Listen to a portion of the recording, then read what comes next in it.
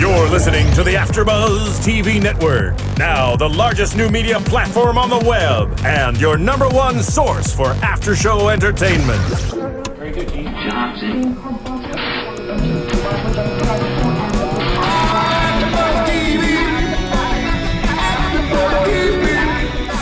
the AfterBuzz Studios in Los Angeles, California, presented by Maria Menounos and streaming live thanks to Akamai Technologies. This is AfterBuzz TV's WWE NXT After Show. We'll break down tonight's episode and get you all the latest news and gossip. And now, another post-game wrap-up show for your favorite TV show. It's AfterBuzz TV's WWE NXT After Show. Hello, everyone, and welcome back to our NXT After Show on AfterBuzz TV. We are taking over with girly music. Unfortunately, Clum, as much as we love him, has no say in the music anymore. I'm your host, Cathy Kelley, and joining me tonight for our after show, Jarek Matthews. How you doing, Cathy? Good. So, by suggestion from Clum, he's not here anymore, but we miss him very dearly. Definitely. And he also suggested recapping last week's NXT as well, since there was a Christmas week episode, mostly recap by Renee of the best matches of the year, everything that's happened and transpired throughout the last several months. But there was an amazing match at the end of the show. Regal versus Cesaro. We have to talk about it. Definitely. We did a little bit before the show. A little bit, yeah. Now we're just going to kind of recap that. Yes. Going so, Cesaro obviously ended up pulling out the win, but good sportsmanship after the match. And what'd you think overall? I wasn't quite sure. I knew it was going to be amazing, but I definitely was holding out hope for Regal to maybe pull out a victory. But I think they Did you think that was possible, though? I think it was possible. I think definitely by maybe outsmarting him, but I think they told an amazing story. We talked a little bit off mic about just... one of the things that I loved the most was Cesaro's facial expressions, just the story that he was just telling just on his face. I'm a sucker for that. But I mean, at the very end, right after he hits that incredible double stomp to the back of Regal's head, he's just got this look of agony, like kind of second guessing what he's trying to do before he finally puts him away with the neutralizer. And it's, it was just as amazing of a match as I think anyone who knows the two of them knew it would be. Yeah. I know when they first started even suggesting that there was going to be a program between Cesaro and Regal, I got very, very excited. Just because, I mean, for as good as Regal is on commentary and putting everyone over, he can still go just as good as anyone else. Completely. And that's one of the things that we also talked about before we went on air is why the Cesaro swing was shorter. Was it because, Regal might have had some issues, or it was just the sheer length of the match and they were probably both tired? Right. Do we have an idea of why that was? I personally think that it's directly proportional to just how much it's going to get the fans to cheer for him. Yeah. Especially that NXT crowd, which is as for close... Cesaro, right? For Cesaro, Okay. yeah. For as close to an indie crowd as they've got in the NXT arena, the longer he does that swing, the more they're going to be on his side. The more over he is, yeah. And but so... we also talked about, you were on our Monday Night Raw after show this past week, and how Vince said that there are no more faces and no more heels in WWE. Right. So does that really even matter if fans are cheering him on for doing the swing? I think it's probably on a case-to-case basis. I think especially in this case when he's very strongly the villain here against Regal's sort of almost an underdog sort of position, protecting Byron Saxton against Cesaro's bullying. I think in this particular case, maybe not as a whole, but in this particular case, he was the straight up villain. But I don't think that, that said, I don't think that'll last for too much longer. Yeah. I think people just love Cesaro way too much at this point. He's definitely gonna, I don't know, I guess he can't turn face anymore if there aren't any more heels and faces, but... I mean, it's like I said, I don't think you can really, I don't think it's that easy to just say, oh, there's no more. You can't really put an end to it like that. I mean, like I said, it'll probably be more of a case-to-case basis. It'll be dependent on who they're across the ring from. If they're taking on someone who's much more of a solidified heel, then they'll be a face and vice versa.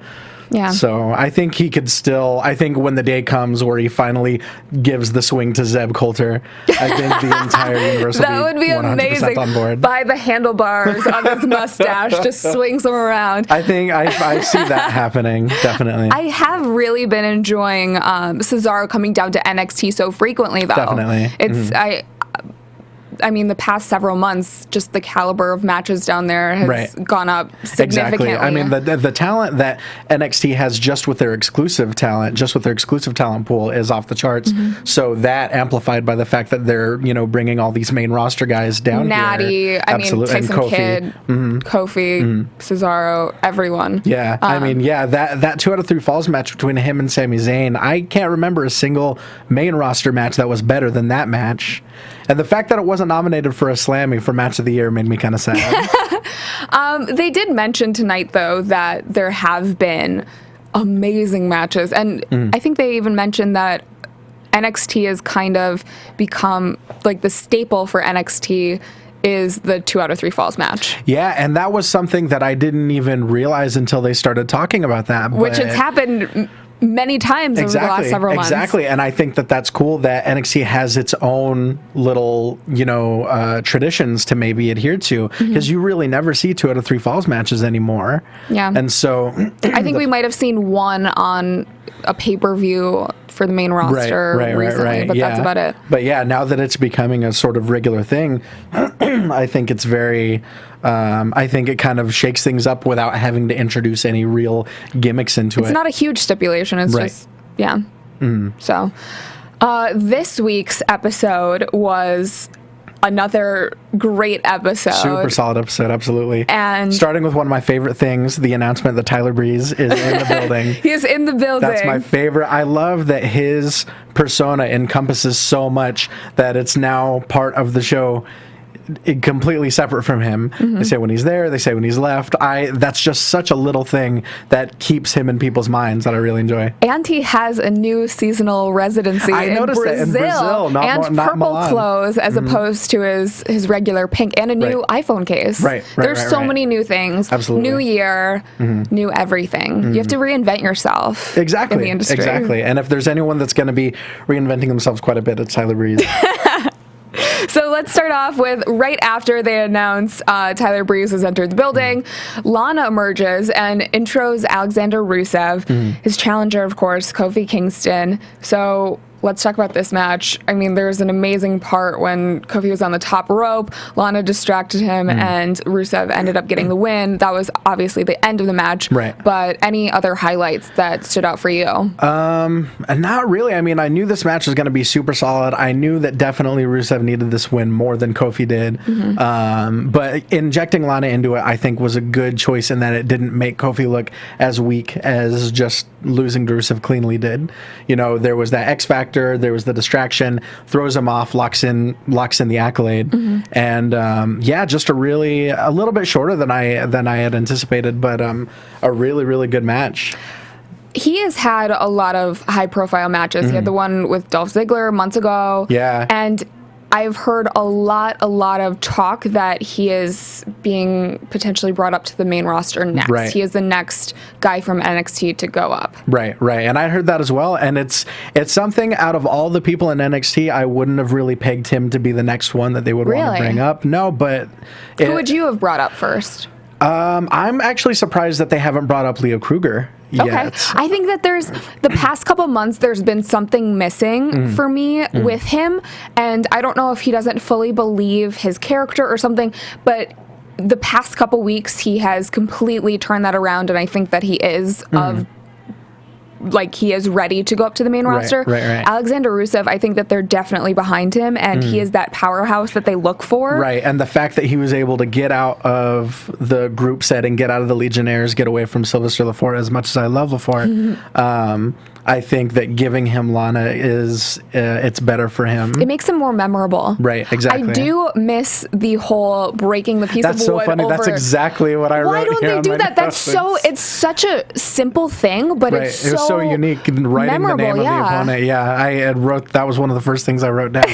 But yeah, I miss that as well. I thought that was really, like I said, or like you said, it's one of those simple things that can really make people remember, and it makes it stick out. You know, it gives the matches a little bit more of a personal quality. The fact that he's, you know, taken to writing his, you know, opponent on the board each time. So I do miss that. I love that part. Now, there are times when I go through my day and I just, you know, when you have a song stuck in your head, now I just have like words stuck in my head. And it's like, das vidanya. I just hear that over and over again. I don't know what it means, but. And it reminds me, her introducing Rusev reminds me a lot of when Ricardo Rodriguez first came onto the scene.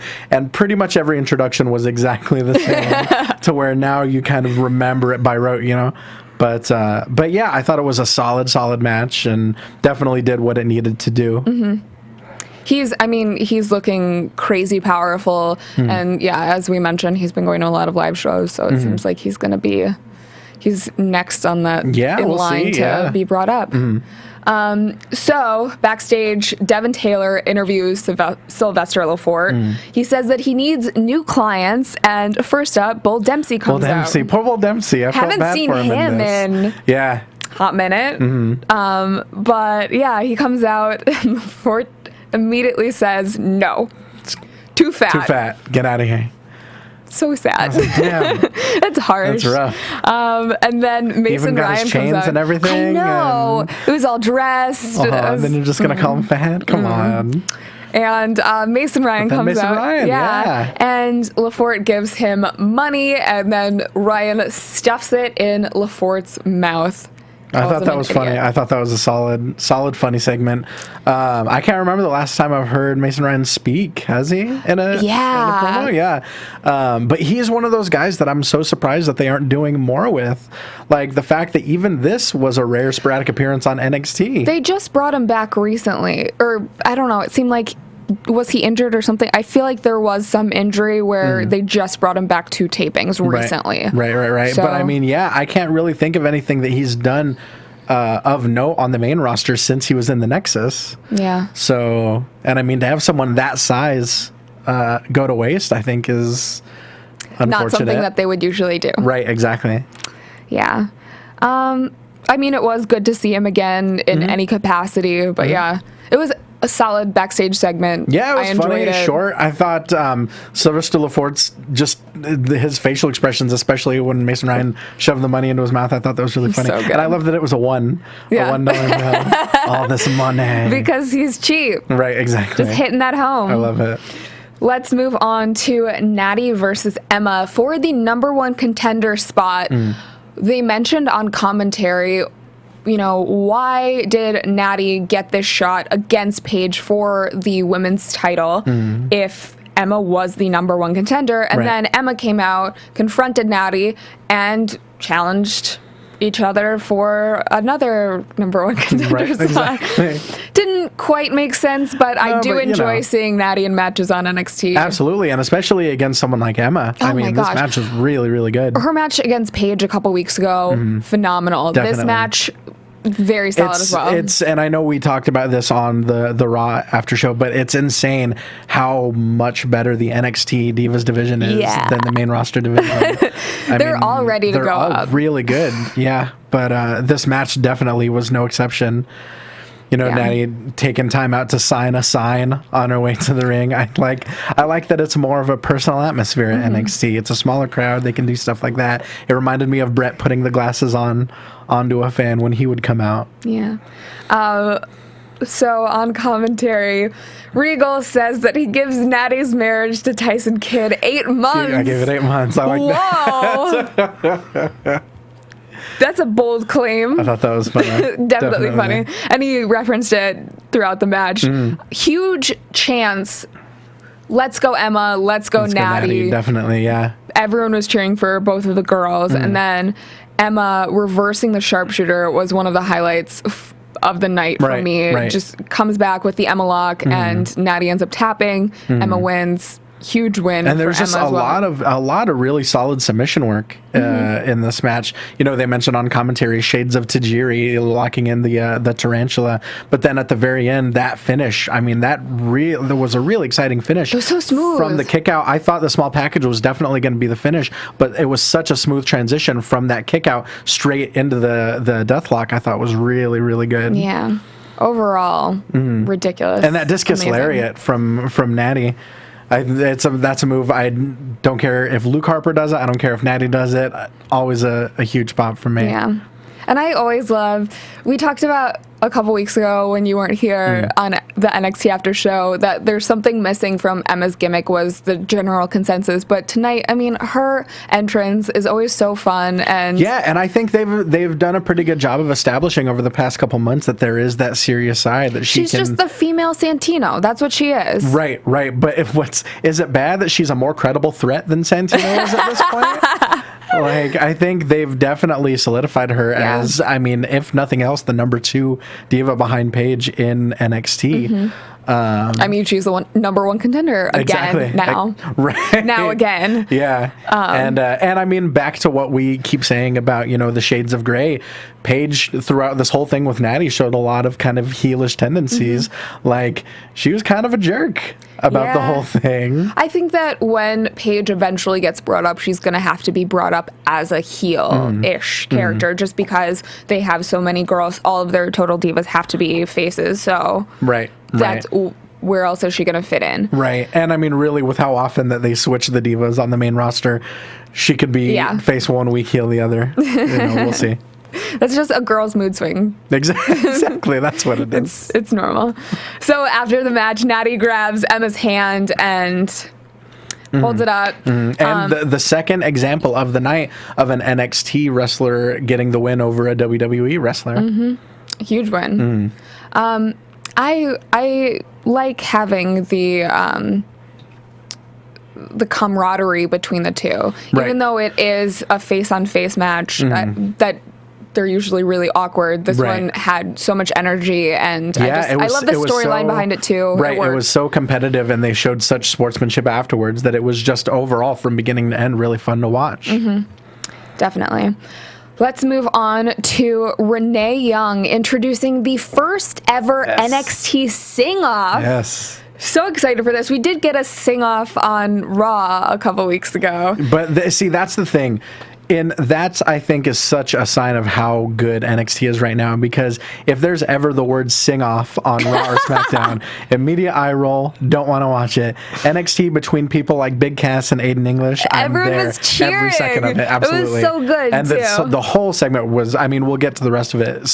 I loved it. So, Aiden English and Colin Cassidy, the two guys going head-to-head in a sing-off.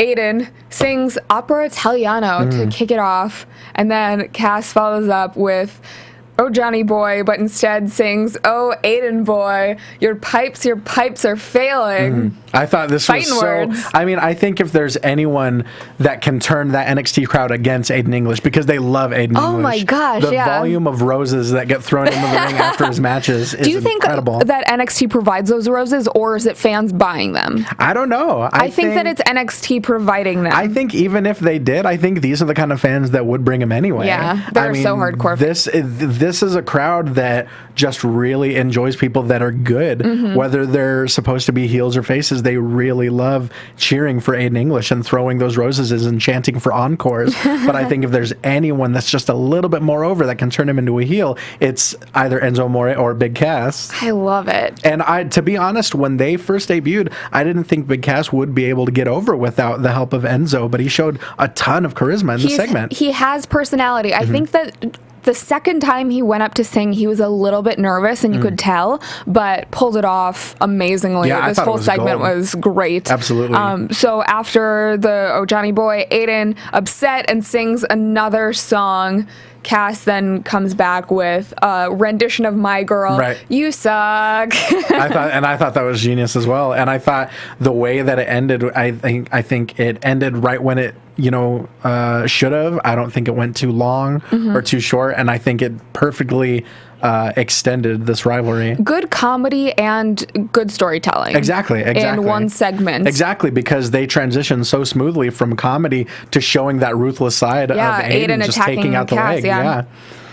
Good overall. So yeah, I mean it's always a sad night when Enzo's not on the show, but I think they did as well as they could without him. He's still injured. Right, correct? right. But he even showed up in a wheelchair a couple weeks ago. So Tyler Breeze versus Mason Ryan. Speaking of other people that are over. Right, absolutely. Tyler Breeze, of course, everyone there down in NXT loves him. He now, as we mentioned, has a seasonal residence in Brazil. Right. What do you think about this match? A lot shorter than I expected. A lot shorter. Definitely. But I mean, it was as good as it could have been. I think it was. That distraction by LaFour, I definitely didn't expect it to lead to a relatively clean win from Breeze over Ryan. But I mean, it was literally when Ryan went back to the ring, he looked right at Tyler Breeze. Tyler Breeze was still down and then jumps up, gets the beauty shot, gets the win. And it's such a gorgeous, gorgeous kick. Yeah. But Breeze reminds me a lot of Fandango in the way that he moves, the way that he kicks. He's if I'm not mix mistaken, between Fandango and Zoolander. Exactly. They had a love child. When he cuts promos in that Zoolander voice, nothing's better. Yeah. Nothing's better. It's great. And then after the match, taking some selfies. I love that they project that on the big screen. Yeah, it reminds me a lot of when Cody kind of had the same. Cody Rhodes kind of had the same deal, but it was like the mirror up on the Titantron. Yeah. So yeah, very good, very good, very short but very solid. Last match of the night, Leo Kruger versus Sami Zayn in a 2 out of 3 falls match. Zayn ends up hitting a running corner boot for the first fall. And not only that, the exploder into the buckles then the big boot. I mean, that's something that you don't really see a whole lot on WWE TV. And it's such an impressive move that between that and just the sheer velocity behind that boot in the corner, such an amazing, amazing combination leading to the first fall. I thought that it was going to go into the third fall, but see, that's the thing. That's the whole point, because they're doing so many 2 out of 3 falls matches. Eventually, you're going to have to have some that win 2-0, because eventually, if they all go to the third fall, everyone's going to know exactly, okay, this guy won the first fall, now this guy's going to win the second fall. Exactly, it's very predictable. And that's what made the second fall so exciting for this. And Kruger tapping as well. I did not expect that. To the Koji clutch, of all things. I mean, that's a move you don't really, CM Punk's done that on Cena. They referenced, we haven't seen that in a really long time. Exactly. And one of the things that I love about Zayn is that he's doing a lot of what Chris Jericho would do, and that's finishing moves with a wide variety, finishing matches rather, with a wide variety of moves. I mean, think his perspective, and this is just from inferring what I've seen on NXT, is it seems like he wants to give the fans variety. Exactly. He doesn't want to do the same stale match week after week after week. Exactly. And that's why his matches every single week are the match of the night or the match of the year. He was the one that had it. So and that's the thing, with Jericho, he would win with the Lion Salt, he would win with the Enziguri, he would win with the Codebreaker, and now with Zayn, he's won with that Springboard Tornado DDT, he's won with the boot in the corner, and now he's won with the Koji Clutch. I mean, that's something that makes his matches inherently more exciting, because now you never know when it's going to end. Overall, very good. And the fans are so on board with both Zayn and Kruger. I mean, those fans dig Kruger a lot during his entrance, yelling Kruger and just the weird chanting that he does. It's so cool. I thought that's really cool. It's definitely going to be interesting to see who gets brought up in the next couple months, because we know that it's inevitable. This is the breeding ground for the main roster superstars, and they have so much talent. We say this week after week. Sami Zayn could go up any day, and I would not be surprised he could go up against guys in main event matches on the main roster and pull them off flawlessly. So when do you think, these guys are going to get their shot? I don't know. I mean, with Zayn, I think it's a trickier question because I think he's got such a different body type than most of the other guys on the main roster. Yeah. And I don't think that takes away from his skill at all. I'd love to see it, but that's just a question of, do they think that the WWE universe as a whole will buy him as a credible competitor? I would say that Punk almost paved the way for that. Definitely. Not being the stereotypical huge, exactly, muscle rock looking dude. Exactly. I think, you said it, Punk is the perfect example of having an atypical body type. And not saying that he's small by any means. No, but just the fact that, he doesn't look like he was chiseled out of granite, and yet he still can lay claim to being the best in the world, and people buy it. People believe it. And so I think that I hope that it's sooner rather than later. But I know that JBL just recently did an interview putting over Adrian Neville. Yes. And I mean, he can fly better than I think anyone even on the main roster. And that's something that I think is missing on the main roster right now is a high flyer. Right, with how long Evan Bourne's been out. And I think he's been cleared to come back, but I don't know what's prolonged that, hopefully if they're we can see bring him back. Right, hopefully we see an appearance from Bourne at the Rumble.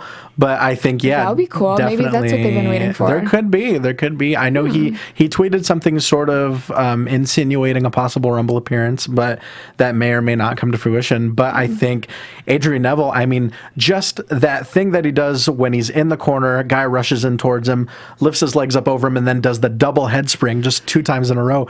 Like, that's something you literally don't believe when it happens. Yeah. Like, you have to rewind it to watch it. And I think that's something that can get millions and millions of kids on board with it. It looks fake. Like, it doesn't exactly. It looks like CG. But I think they had rope somewhere. Like, where is the invisible rope? Exactly. I think the man that gravity forgot can definitely move merchandise. So I think that's another thing that remains to be seen when he gets brought up. And he's so jacked now. He hasn't. I mean, he's always been able to fly, he's in but the best shape ever. He's only fairly recently gotten so big. But no Neville, no Graves.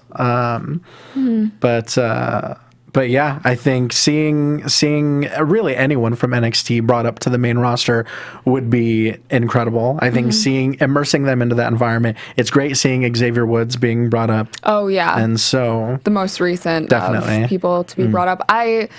We talked about this on our Raw after show recently, but I hope that Paige, Emma, Bailey, any of those girls, Sasha, get their chance on the main roster soon as well, because they're all ready.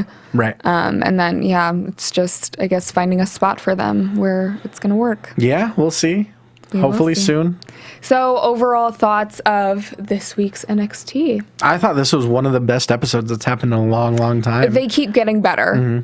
Every single week, I mean, they deliver great. You put Zayn in there, it's not going to be a bad match, especially against someone as good as Kruger. They don't rely too heavily on backstage segments, and when they do, they're short and sweet, to the point.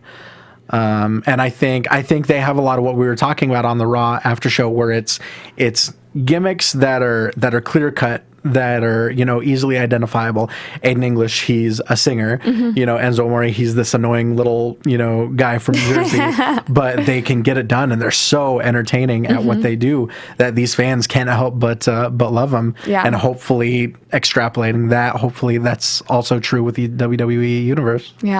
Selfishly, I want to see them all stay at NXT just because I feel like it's so good every single week. It's kind of like when your favorite band goes to MTV. Like, they sell out a little bit and they don't get as much time, but on NXT every single week they deliver, and I love seeing. And it seems like they've got a lot more freedom in NXT to kind of be themselves and to kind of establish a repertoire and a character for themselves. There's less pressure. I think that a lot of them, they're creating their character and honing it to the point, and then once it is finely tuned, that's when they exactly. have their shot. And I think that's the perfect process. I mean, the second people heard Bray Wyatt cut a promo for the very first time, they knew instantly that he was ready, at least as far as the mic skills are concerned. And at this point, he's barely even doing any ring work, and he doesn't need to. That's stuff that you can't teach either. Exactly.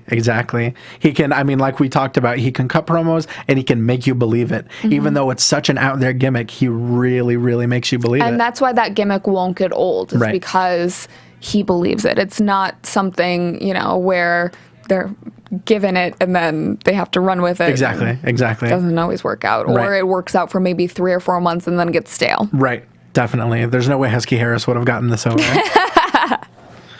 So we usually do our superstar of the night, or who stood out for you in the night. I think it would be too obvious to say Sami Zayn, so I'm going to go ahead and say Big Cass. I always say Zayn, but yeah, Big Cass is great. Big Cass reminds me, and this may just be a physical resemblance, he reminds me a lot of Test, but with a lot more charisma. Test maybe when he first started, but I don't think early Test would have been able to pull off a segment like Big Cass did tonight. Yeah. And looking sharp in that suit, too. Yeah. I was going to say it's a tie for me between Cass and Emma. Emma, definitely. I really enjoyed Emma tonight as well. Right. So the way she kind of half skins the cat into the ring never gets old for me. Yeah. And chasing down the bubbles, I think she knows what she's doing. Mm-hmm. And so, yeah, I think it's just a matter of time before. she could very well be the next one that gets called up. I think it'll be Paige before her. That dance will catch on with anyone. Yeah, definitely. I could see an entire arena doing it. Exactly. They already do it at NXT. So. Right.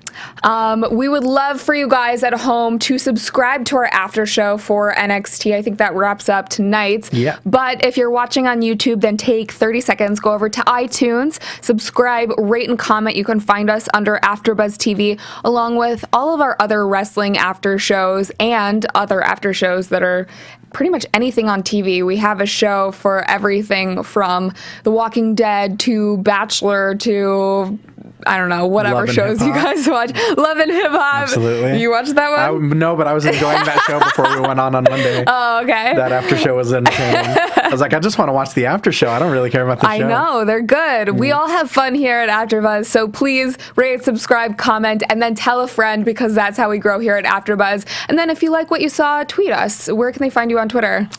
Twitter, it's at X Jarek Matthews X. That's JarekMatthews with an X on either side. Because you're straight edge. Straight edge, yep, absolutely. And then you can find me on Twitter at Cathy Kelley. You can find all of us here on Twitter at AfterBuzz TV. Thank you guys so much for tuning in, and we will be back maybe with the regular crew. We'll tweet you who's going to be here next week, so make sure to tune in. From executive producers Maria Menounos, Kevin Undergaro, Phil Svitek, and the entire AfterBuzz TV staff, we would like to thank you for listening to the AfterBuzz TV network. To watch or listen to other after shows and post comments or questions, be sure to visit AfterBuzzTV.com. I'm Sir Richard Wentworth, and this has been a presentation of AfterBuzz TV. Buzz you later. The views expressed herein are those of the hosts only and do not necessarily reflect the views of AfterBuzz TV or its owners or principals. Thank you for watching AfterBuzz TV on YouTube. For more of your favorite after shows and interviews, subscribe to our channel here, and be sure to share your opinion on the episode in the comment section below here. We'd love to see what you guys are buzzing about. Thanks again. Buzz you later.